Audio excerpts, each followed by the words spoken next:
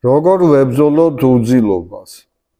მთავარი ფაქტორი, რომელიც განსაზღვრავს ძილის ხარისხს, არის ძილის ჰორმონი მელატონინი, რომელიც გაუმუშავდება ეპიფიზის მიერ სიბნელეში. შუქი ხელს უშლის მელატონინის გამომუშავებას. მელატონინი სასიცოცხლო მნიშვნელოვანია ჩვენი იმუნური სისტემისათვის. ის არის ძლიერი ანტიოქსიდანტი, ებზვის თავისუფალ რადიკალებს, რითაც შეუძლია გაგვიხანგრძლივოს სიცოცხლე. ასაკის მატებასთან ერთად მელატონინის გამომუშავება ქვეითდება. უძილობა სხვა დაავადებებთან ერთად იწვევს ელასტიურობის დაკარგვას, ანთებას და ტკივილს.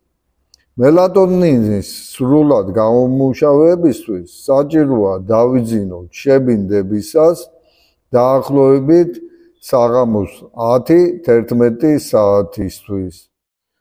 როგორ გავაუმჯობესოთ მელატონინის გამომუშავება ორგანიზმში?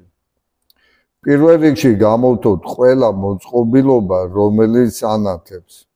სინათლე თრგუნავს მელატონინის გამომუშავებას. ჩვენ ვსვავთ ონკანის წყალს, რომელშიც არის ფტორი.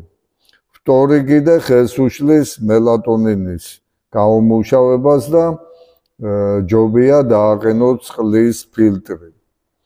დღის განმავლობაში მეტი დრო გაატარეთ მზის სხივების ქვეშ. გამომუშავდება მეტი D ვიტამინი, რომელიც მელატონინის ანტაგონისტია და დღის განმავლობაში ნაკლები მელატონინი გამომუშავდება. სამაგიეროდ საღამოს საათებში უკეთესად გამომუშავდება მელატონინი.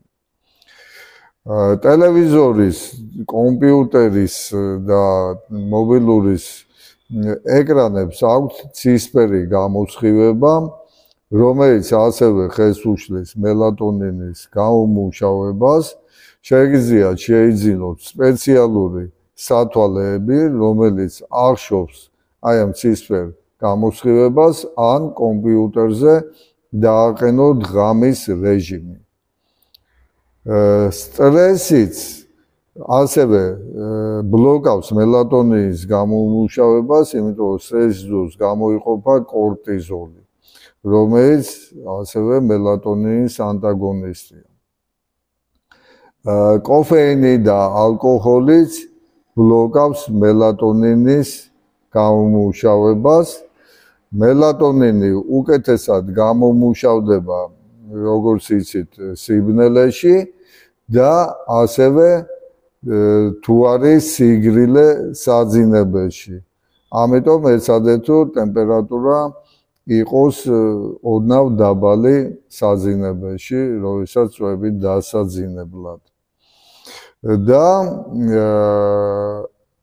ბოლოს ელექტრომაგნიტური ველიც ხელს უშლის მელატონინის გამომუშავებას, ამიტომ ყველა მოწყობილობა გამორთეთ შტებსელიდან, აი თუნდაც დამტენი არ დატოვოთ ჩართული შტებსელში და მობილური ტელეფონი რაც შეიძლება შორს დადეთ საწოლიდან.